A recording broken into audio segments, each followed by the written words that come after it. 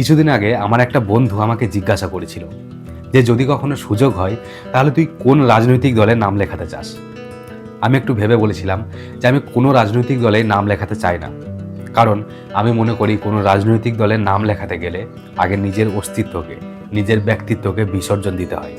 নিজের চিন্তাধারাগুলিকে লুকিয়ে রাখতে হয় মাটির নিচে। আমরা সবাই জানি যে প্রত্যেকটা রাজনৈতিক দলেরই একটা মতাদর্শ রয়েছে। তারা একটা আদর্শ মেনে তাদের দল পরিচালনা করে। আবার একটা মানুষেরও নিজস্ব মতাদর্শ রয়েছে, নিজস্ব আদর্শ রয়েছে। সে একটা নিয়ম মেনে তার জীবনকে পরিচালনা করে। তাই কোনো রাজনৈতিক দলের সাথে তার যে মতাদর্শ সেটা মিলে যাবে, সেটা কিন্তু নাও হতে পারে। বেশিরভাগ ক্ষেত্রেই মেলে না, কারণ আমাদের দেশে মানুষের সংখ্যা অনেক, কিন্তু রাজনৈতিক দলের সংখ্যা হাতে গোনা।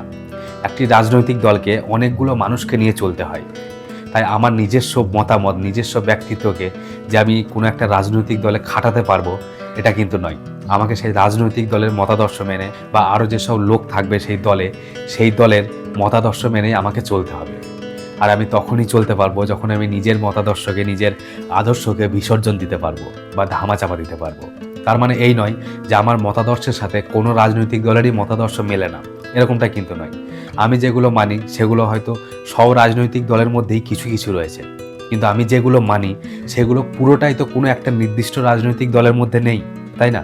সেই জন্যই আমি কোনোদিন রাজনীতিতে যোগ দিতে চাই না। আপনারাও কি আমার মতামতের সাথে একমত? অবশ্যই কমেন্টে জানাবেন।